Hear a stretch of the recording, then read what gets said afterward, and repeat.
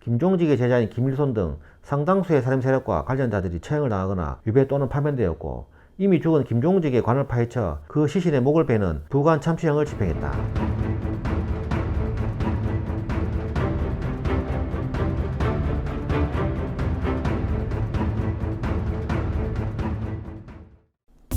조선 살인파의 시조 전필제 김종직 편입니다. 1431년 세종 때 태어나서 1492년 8월 19일 성종 때까지 61세를 살았다. 김종직은 외갓집인 경남 밀양에서 호조 판서에 추정되는 강호 김숙자의 3남 2녀 중 막내로 태어났다. 그는 아버지 김숙자에게서 학문을 배웠고, 아버지 김숙자는 야은 길제의 제자였기 때문에 김종직은 야은 길제의 학문을 이었다. 그는 어려서부터 총명하여 글을 잘 지었고, 20세가 못되어 문장으로 이름을 크게 떨쳐 신동이라는 소리를 들었다. 15세와 16세 때 두 차례 과거를 보았으나 모두 낙방하였다. 20세인 1451년 김천에 살던 울진현령 조계문의 딸과 결혼하였다. 22세인 1453년 진사시에 합격하여 진사가 되었다. 24세인 1455년 세조가 조카 단종을 몰아내고 왕이 되었다. 그러나 그는 과거 시험에 응시하는데 세조의 즉위를 축하하는 동당시에 종년 김종석과 함께 응시하여 형제가 모두 합격하였다. 28세인 1459년 식년 문과에 전과로 급제하여 승문원 건지 부정자가 되었다가 승문원 정자에 보임되었다. 이때 승문원의 선배였던 어세겸이 어느 날 그의 시를 보고 감탄에 맞지 않았다. 31세인 1462년 승문원 박사로 예문관 공교를 겸하였다. 당시 세조는 지나치게 커지는 공신 세력들을 견제할 목적으로 새로운 인사 등용 정책을 추진하였는데, 김종직은 이런 살인의 대표적인 인물로 떠오르게 되었다. 33세인 1464년 세조가 천문, 지리, 음양, 의학 등 잡학의 뜻을 두고 있는 것을 비판하다가 권장을 받고 투격된 후 파직되었으나 이름에 다시 복직되어 경상도 병마평사로 나갔다. 36세인 1467년 내집으로 돌아와 교리, 수찬, 위조, 자랑 등을 지냈다. 37세인 1468년 세조가 죽고 예종이 즉위하자 조산대부 정교소 교리 겸 예무관 은교 지제교가 되었다. 38세인 1469년 예종이 성하고 성종이 즉위하자 예무관 수찬이 되었고, 곧 경영관을 겸임하였다. 또한 성리학의 장려 보급 및 살인파의 전개 진출을 위해 선중관의 유생수와 강의를 늘림으로써 세력 확장을 꾀하였다. 그리고 세조, 예종, 성종대에 거쳐 장려해오던 불교의 혁파를 강하게 주장하였다. 39세인 1470년 늙은 어머니를 복랑해야 된다는 이유로 외직으로 나가 함양 군수가 되었다. 함양 군수를 재직 중 민생을 안정시키고 향락을 정하여 보급시켰으며, 도적을 엄히 다스려 함양과 근처 고을에는 도적이 창궐하지 못했다고 한다. 김종직은 함양 군수 재직 중 공적을 인정받아 배설풍계가 거듭 승진하여 1475년 중직 대부를 거쳐 통운 대부로 승진했다. 함양 군수로 재직 중일 때 김종직은 학사로 현판에 걸려있는 유자강이 지은 시를 보고 소인배의 글이라고 떼도록 지시하였다. 하인이 관찰사가 지은 시라고 머뭇거리자 쌍놈은 쌍놈이라며 떼어내어 아궁이에 태워버렸다. 서자 출신이었던 유자강은 남이가 역모를 꾸민다고 모함하여 죽인 일이 있었는데, 이 때문에 김종직은 유자강을 혐오하고 경멸하였다. 게다가 김종직 자신보다 8살이나 어리고 출사 시기도 9년이나 늦었으면서도 서자 주제에 자기보다 높은 관직에 있는 유자강을 김종직이 평소 안 잊고 있었다. 학사로 현판 태운 일이 입소문으로 전달되어 관찰사 유자강이 이를 듣고 매우 불쾌하게 여겼고, 천척 출신 서자로 출신 성분의 1등함을 가진 유자강은 이 일로 김종직을 증오하게 된다. 그러나 김종직의 이런 행동은 성리학적 윤리의 실천으로 학행일치의 명성이 세상에 알려지고 사람들이 이를 통쾌히 여겼고, 함양에는 그를 찾아 문인들이 몰려들었다고 한다. 훗날 김종직이 관직을 그만두고 밀양으로 낙향할 때 문화생들이 서울에서 정자에 수상을 차려놓고 송별회를 했다. 이때 초청하지도 않은 유자강이 이곳에 들러 인사를 하자 김종직의 제일 어린 제자 홍유손이 무령군 대감 송별시 향수 지어보시오, 후세 사람들 중 누가 또 대감의 시를 현판에서 걸지 모르지 않습니까? 라며 조롱하였다.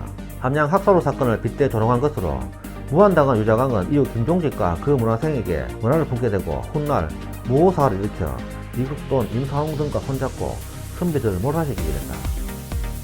44세인 1475년 함양에서의 임기가 만료되어 내직으로 돌아와 승문원 참교로 전임되었다. 45세인 1476년 다시 외직을 자청하여 선산 부사로 자청해 나갔다. 함양과 선산 두 임지에서 근무하는 동안 그는 미신을 타파하고 무당과 성황당 등을 철폐하였으며 주작 아래에 따라 관훈상제를 시행하도록 하고 도박을 금지하는 등 선정을 베풀었다. 또한 관료하면서도 성리에게 조예가 깊었던 그는 김갱필, 정여창, 홍유손, 김일손 등 여러 제자들을 길러냈다. 48세인 1479년 어머니의 상을 당하여 관직을 사퇴하고 고향에 내려가 3년상을 치렀다. 어머니의 3년상을 마친 뒤에는 충청남도 검찰에 있으면서 후학을 가르쳤다. 51세인 1482년 다시 중앙으로 진출해 홍문관 은교 지조교 겸 경영시황원에 임명되었으며 직작을 거쳐 이름에 성정원 동부승지가 되었다. 이후 우부승지, 자부승지, 조승지 등 승정원의 여러 벼슬에 올랐다. 이와 함께 그의 제자 김갱필, 유호인, 김일손 등도 요직에 등용되기에 이른다. 당시 임금 성종은 학문을 숭상하여 도학 정치를 꿈꾸었는데 김종직을 자신의 그런 정치적 이념을 뒷받침해줄 적임자로 생각했다. 특히 김종직의 문화에는 김갱필, 정여창, 김일손 등의 당대 최고의 문장가들이 포진해 있었는데 성종은 이들과 힘을 합해 훈구파와 척신 세력의 독주를 저지하고자 했다. 그는 성종에게 면학 보내기를 장려할 것을 권고하고 경연에 자주 참여하여 학문을 강론할 것을 권하였는데 성종은 이를 흔쾌히 받아들여 매일 경연에 출입하여 학문을 강독하였다. 또한 김종직은 전국 각지에 서당과 서원, 향교 등을 세워 학문을 적극 장려, 권장하여 전국적으로 면학 분위기를 조성하기 위해 노력하였다. 53세인 1484년 2조 참판에 오르는데 제자인 김갱필은 스승 김종직이 훈구파와 적극적으로 싸우지 않는 것을 두고 비판하였다. 스승이 중직에 오르자 조정에 건의 하나 올리지 않는 것을 비판하였는데 이 때문에 사제 간의 정이 끊어져 둘은 결별하게 된다. 54세인 1485년 본처 조치가 죽자 사부시 첨정 문국정에 따라 정을한다. 57세인 1488년 병조 천판견 홍분관 제약이 되었다가 한성부 판윤이 되었다. 58세인 1489년 형조 판사 겸 홍분관 대제약이 되었다. 그러나 평소 지병인 중풍의 마비 증세로 인하여 물러나기를 청하고 고향 밀양에 돌아가 후학들에게 경전을 가르쳤다. 61세인 1492년 형조 판사에 임명되었으나 곧 병으로 사직하고 밀양으로 낙향하였다. 그는 사직상소를 올리고 성종이 내린 녹봉을 3번이나 글을 올리며 사양했으나 성종이 이를 허락하지 않고 친히 비단문을 지어 보내며 의사품을 선물로 받게 되었다. 김종직은 그해 8월 19일 고향 밀양에서 사망하였다. 향년 61세였다. 그의 부음을 듣고 성종은 특별히 조회를 이틀간 파하고 애도하였으며 문충의 시호를 내렸다. 김종직은 원왕삼리를 두었으나 아들 넷을 일찍 여의는 아픔이 있었다. 김종직은 젊은 시절 세조와 조카에게 왕위를 찬탈하는 것에 대해 비판적이었는데 이를 조의제문이라는 글로 은유적으로 표현하였다. 조의제문은 의제를 조문하는 글이란 뜻으로 항우에게 살해당하여 물에 던져진 태왕을 추모하는 글인데 초희제의 귀신이 꿈에서 나타났다는 형식을 취하고 있다. 이는 세조가 조카 단종의 왕위를 찬탈하고 죽게 한 것을 비꼬는 것으로 여겨졌다. 김종직의 제자 김일손은 성종대 상안이었는데 스승이 쓴 이 글을 사초에 넣어버렸다. 이 사초는 생각보다 오랜 기간 드러나지 않았는데 성종 사망 후 성종실록을 쓰기 위해 사초를 모으면서 김일손의 사초도 그 실체가 드러나기 시작한다. 훈구파의 거두 이극돈이 전라감사로 있을 때 성종에 상을 당했는데 상경하지 않고 기생집이 있었고 재임종은 부정숙지한 사실을 김일손이 사초에 실었다. 이를 난 이극돈이 삭제를 요구했으나 김일손은 이를 거절하였다. 이극돈이 사초의 다른 내용들을 검토하던 중 조의제문을 발견하고 유장왕에게 상의를 하였는데 평소 김종직과 그 제자들에게 원한이 있던 유장왕은 사건의 확대와 음보를 주장하였다. 그리고 조의제문을 연산군에게 들고 가 김일손의 제약은 모두 김종직이 가르쳐준 것이라 말하며 즉시 주석을 달고 구절마다 해석해 연산군이 쉽게 알도록 했다. 이 사건을 빌미로 살인에 대한 대대적인 탄압이 가해져 김종직의 제자인 김일손 등 상당수의 살인 세력과 관련자들이 처형을 당하거나 유배 또는 파면되었고 이미 죽은 김종직의 관을 파헤쳐 그 시신의 목을 베는 부관 참치형을 집행했다. 그리고 유자광은 성종이 걸어놓게 한 김종직의 단기를 떼어 불살랐고 여기저기에 걸려있는 김종직이 지은 현판을 모조리 없애게 했으며 김종직을 역적으로 몰았다. 김종직은 수많은 시를 남긴 뛰어난 문인이었고 소은 정몽주, 야한 길조로부터 내려오는 도학의 계승자였다. 그는 또 김갱필과 김일손, 정여창, 남효원, 남곤 등 많은 제자를 육성하였고 김갱필의 제자 조광조에게로 학문이 계승되는 등 영남학파의 시조로 평가받는다.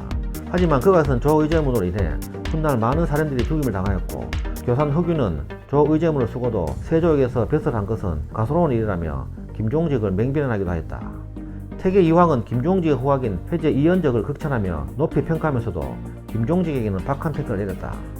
이황은 김종직을 가리켜 학문에 몸담은 사람이 아니라 화려한 문장을 즐기는 선비였을 뿐이라는 인색한 평을 남겼다. 훗날 조광조는 그를 성균관 문매에 종사하려 노력하여서나 실패했다. 저서로는 전필재 집, 유두유록, 청쿠풍화, 장호일기 등이 있고 밀양 예림서원의 김종직의 조카 강중진이 중종 12년에 간행한 전필재 문제의 목판본이 있다. 경남 밀양에는 김종직의 생가인 추원제가 있으며 이곳에 그의 묘가 있다.